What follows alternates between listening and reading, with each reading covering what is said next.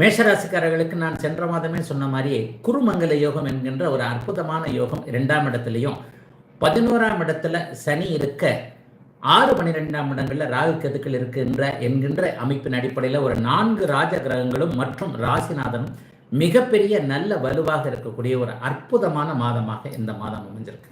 பெரிய தொல்லைகள்லாம் கண்டிப்பாக இருக்காதுங்க. அப்படிலாம் ஒன்றும் அப்படி வரும் இப்படி வரும் அந்த மாதிரியான வரும் இந்த மாதிரியான வரும் இந்த மாதிரியான ஒரு தொல்லைகளுக்கு இடமில்லாத ஒரு நல்ல மாதமாகவே இந்த மாதம் கண்டிப்பாக ஆகஸ்ட் மாதம் இருக்கும். பொதுவாகவே ராசிநாதன் வலுவாக இருக்கிறார், சுபத்துவமாக இருக்கிறார், ராகு கூட இருக்கிறார், ராஜயோக கிரகங்கள் 2-11ஆம் இடங்கள் இருக்கு, நல்லா இருக்கும்.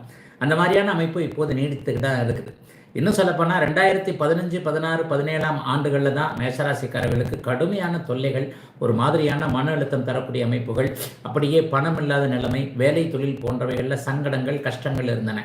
அந்த மாதிரியான அமைப்புகள் எல்லாம் எதுவுமே இப்போது இல்லாத அளவிற்கு எதிலும் ஒரு நன்மையும் எதிலும் ஒரு எதையும் சமாளிக்கக்கூடிய தைரியம் திறமை இருக்கக்கூடிய அமைப்புகள் தான் இப்போது கண்டிப்பாக உண்டு.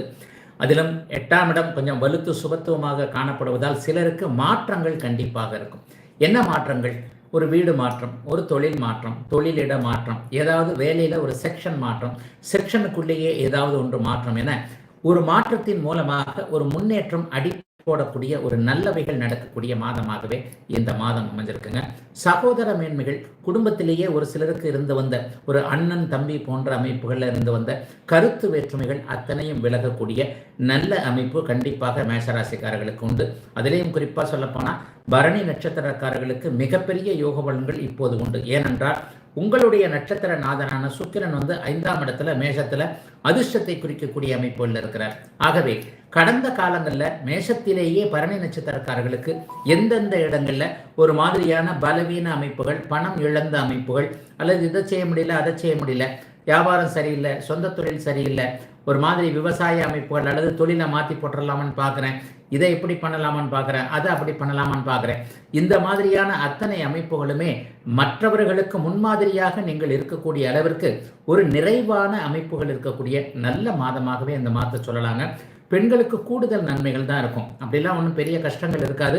அதுவும் ஒரு 40-50 வயது தாண்டிய சகோதரிகள் அனைவருக்குமே ஒரு நிலையில மிகப்பெரிய நல்ல முன்னேற்றங்களும், கணவர் குழந்தைகளின் பேரில் ஏதாவது மன கஷ்டங்கள் இருந்தால் கூட இந்த மாதத்தில் 15வது தேதிக்கு பிறகு, அதாவது சூரியன் 5ஆம் இடத்திற்கு வந்ததற்கு பிறகு கணவரால் இருந்து வந்த மன அழுத்தங்கள், குழந்தைகளால் இருந்து வந்த வருத்தங்கள் அனைத்துமே விலகக்கூடிய நல்ல மாதம் இந்த ஆகஸ்ட் மாதம் அனைத்து மேஷராசிக்காரர்களுக்கும்.